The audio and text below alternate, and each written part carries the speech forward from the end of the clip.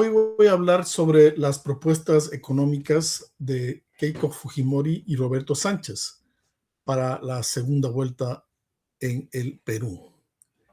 El 7 de junio de 2026, los peruanos elegirán entre dos propuestas económicas radicalmente diferentes, que difieren no solo en sus instrumentos de política, sino en sus premisas filosóficas más profundas sobre el rol del Estado, la propiedad de los recursos naturales, las obligaciones redistributivas del poder público. De un lado, Keiko Fujimori, de Fuerza Popular, ofrece continuidad del modelo de economía social de mercado, vigente desde la Constitución de 1993, con un paquete de desregulación y disciplina fiscal orientada a atraer inversión privada. Del otro lado, Roberto Sánchez, de Juntos por el Perú, propone un cambio estructural que implica nacionalizar los recursos estratégicos y ampliar el gasto social. La elección es, en términos técnicos, una bifurcación entre el modelo que llevó al Perú de 7,000% de inflación anual de 1990 a décadas de crecimiento económico sostenido y la promesa, no exenta de riesgos, de corregir sus profundas inequidades estructurales. El punto de partida, sin duda, es la Constitución de 1993 y en particular sus capítulos económicos. El centro del debate no es un programa de gobierno, sino una carta magna. La Constitución de 1993, promulgada bajo el gobierno de Alberto Fujimori, estableció el capítulo económico más liberal de América Latina. Un rol subsidiario del Estado, artículo 60, la libertad de contratos irrevocable, artículo 62, la igualdad de trato entre la inversión nacional y extranjera, el artículo 63, y el acceso irrestricto a la explotación de recursos naturales mediante concesiones, el artículo 66.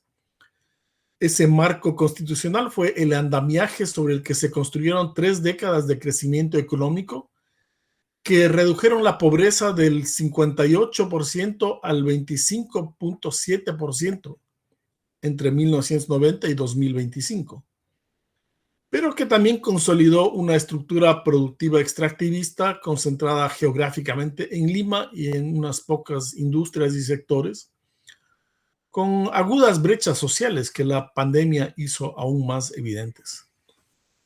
Keiko Fujimori defiende ese texto sin ambigüedades.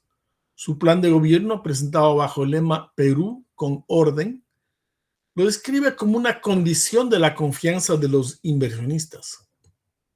El aseguramiento de la independencia del Banco Central de Reserva del Perú y el respeto a los contratos, dice su plan de gobierno, son los pilares innegociables del orden económico. Roberto Sánchez, en cambio, cuestiona directamente estos artículos de la Constitución. Su plan, titulado Un nuevo proyecto para el Perú, propone una economía mixta con fuerte presencia estatal en los llamados sectores estratégicos. Según un análisis del periódico La República, la propuesta de Sánchez apunta directamente al corazón del régimen económico. El artículo 62 blindaría contratos ley, incluso cuando resulten lesivos para el interés nacional, dice.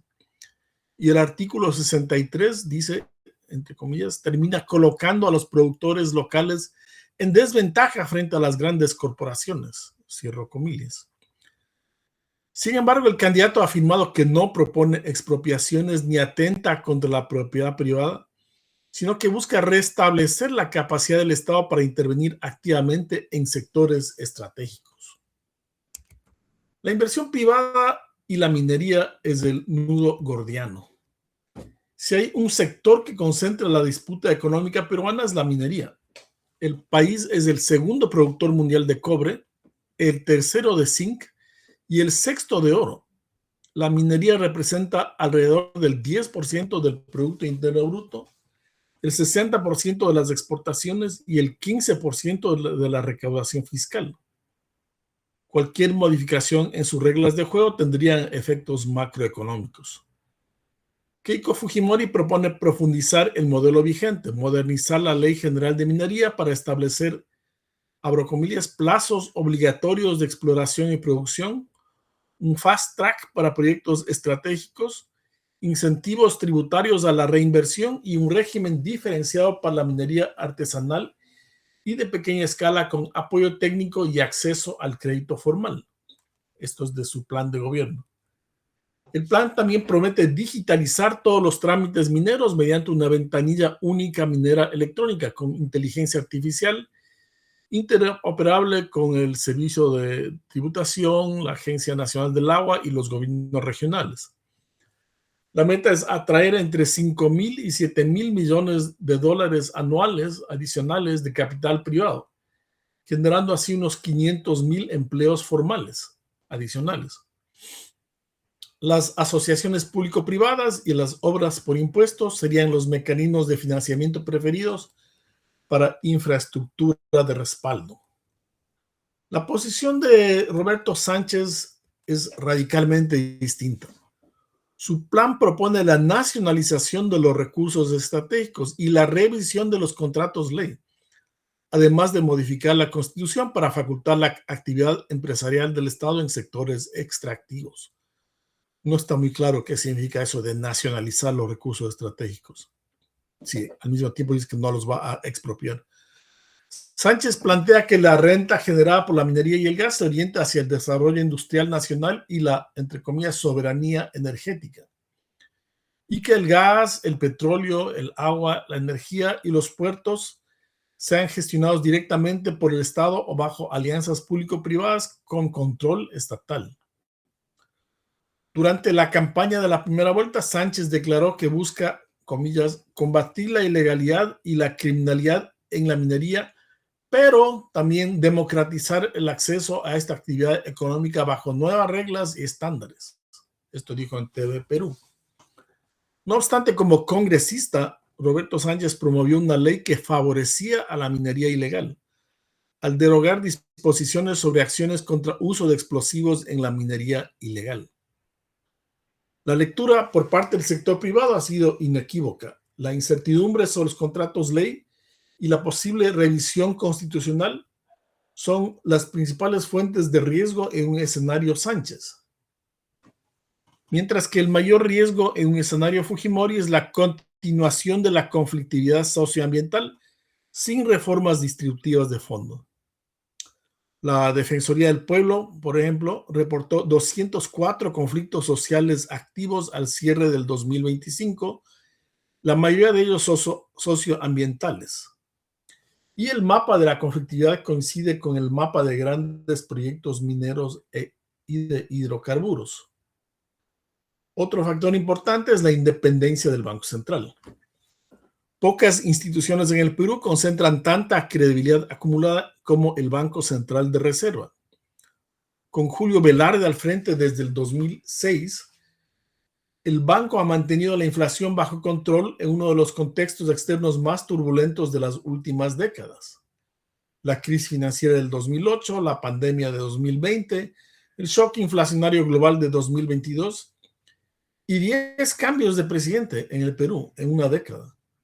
No obstante, el sol peruano es una de las monedas menos volátiles de América Latina y el Banco Central es constitucionalmente autónomo y legalmente impedido de financiar el déficit fiscal mediante emisión inorgánica. Fujimori ha sido categórica en este punto. Su plan contempla el aseguramiento de la independencia del BCRP como un pilar del orden económico. Elmer Cuba, quien conoce el vocero económico de Fujimori, Elmer Cuba, quien conoce a la institución desde adentro, ha fundamentado que esa independencia es un activo macroeconómico de primer orden cuya erosión generaría expectativas inflacionarias inmediatas y fuga de capitales, lo cual ya ocurrió bajo Pedro Castillo. Sánchez llegó a la primera vuelta con una posición distinta. En declaraciones reproducidas por Infobae, el candidato dijo sobre Velarde, comillas, ningún hombre y mujer es imprescindible, hay profesionales preparados, aún más cuando se habla de piloto automático. Queremos ser más estables en la macroeconomía, pero siendo también coherentes y justos con la microeconomía de nuestra gente, dijo Roberto Sánchez. Sin embargo, en la transición hacia la segunda vuelta, su principal asesor económico, Pedro Franque, quien fue ministro de Economía de Pedro Castillo, ha marcado distancia de esa posición. En entrevista con RPP, Franque señaló, comillas, yo sí le pediría la ratificación. Hay que buscar la continuidad del BCR. Tenemos una gran preocupación por el tema de inflación. Ha subido en los últimos meses. Esa es una tarea del BCR. Cierro comillas. El cambio de tono es significativo, pero no definitorio. Franque fue explícito en que él no puede comprometer el plan de gobierno de Juntos por el Perú, que fue elaborado para la primera vuelta, ya que él no participó en su elaboración. Hay que recordar también que no duró mucho tiempo como ministro de Pedro Castillo.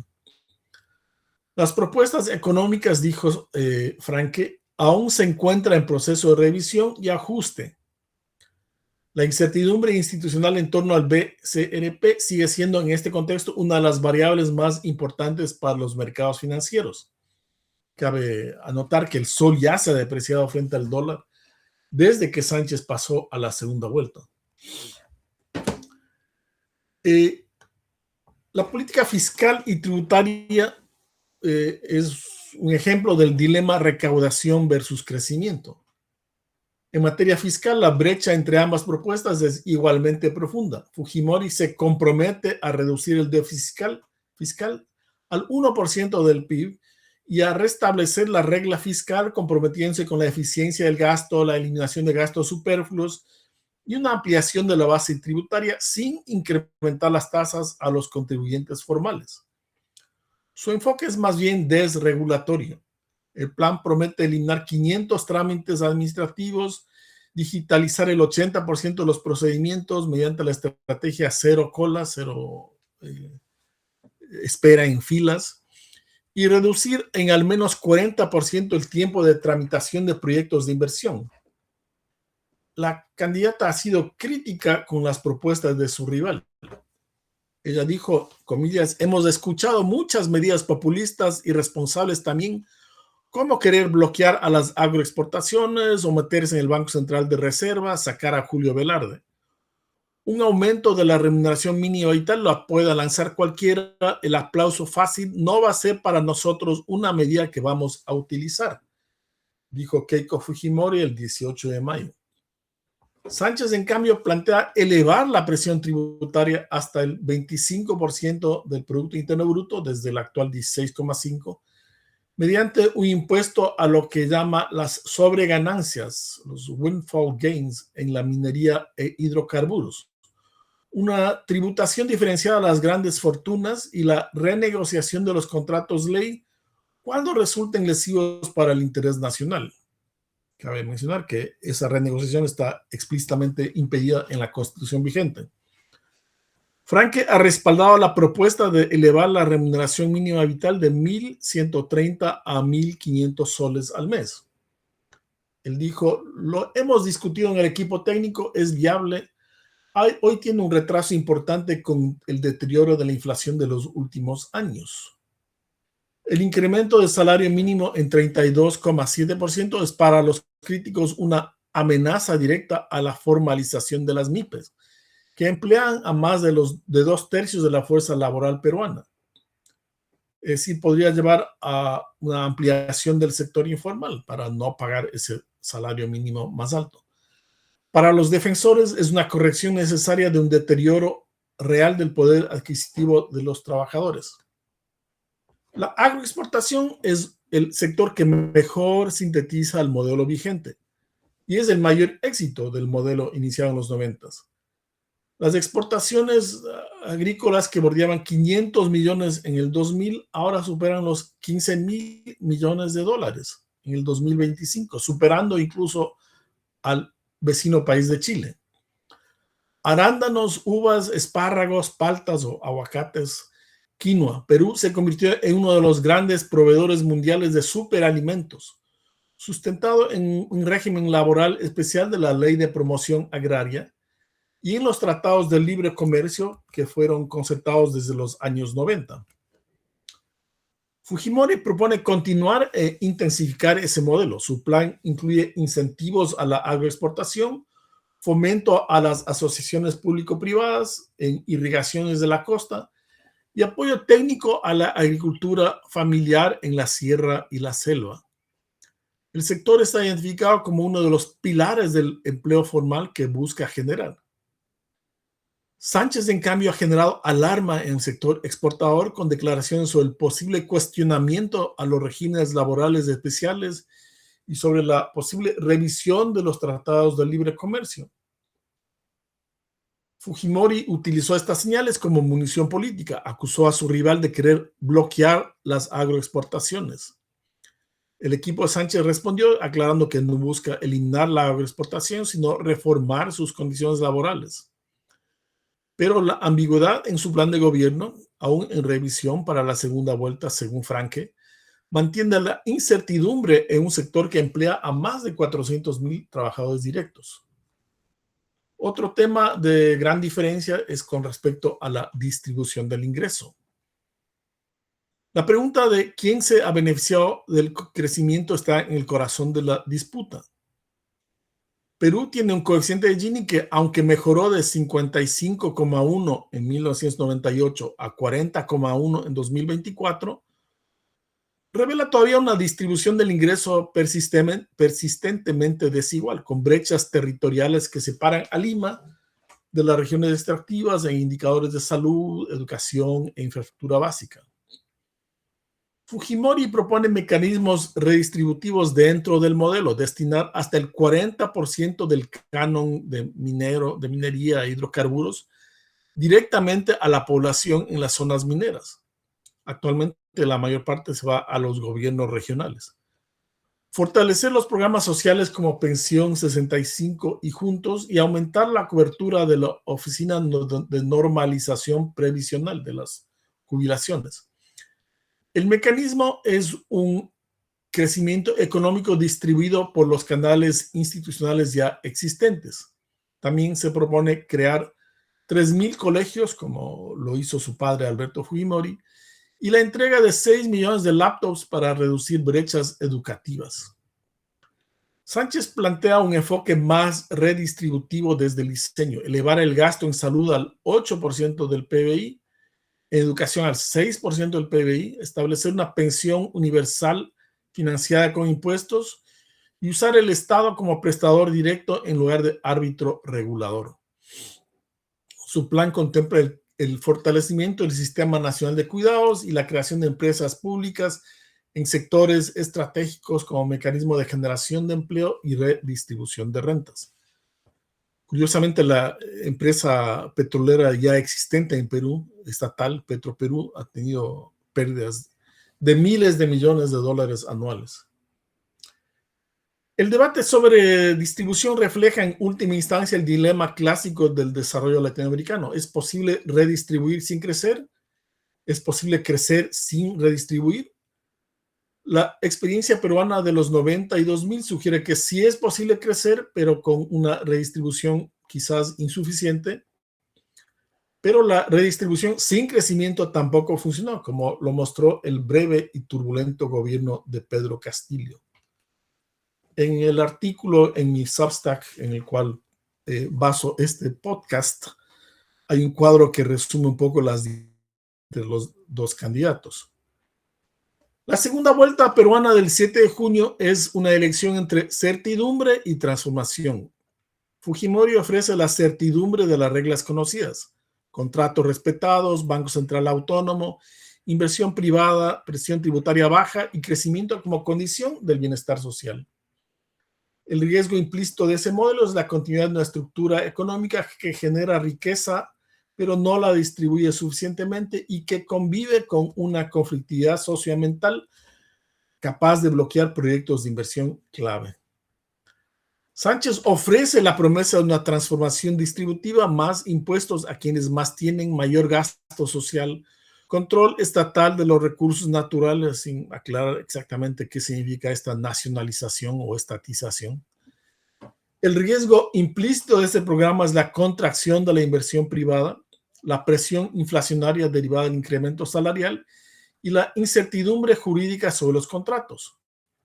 Macroconsult una consultora privada, ha proyectado que un gobierno de Fujimori podría mantener un crecimiento por encima del 3% anual, mientras que un gobierno de Sánchez enfrentaría riesgos severos de desaceleración en el corto plazo, como ya ocurrió con Pedro Castillo. La irrupción de Pedro Frank en el equipo de Sánchez representa un intento de moderar el perfil económico del candidato para la segunda vuelta.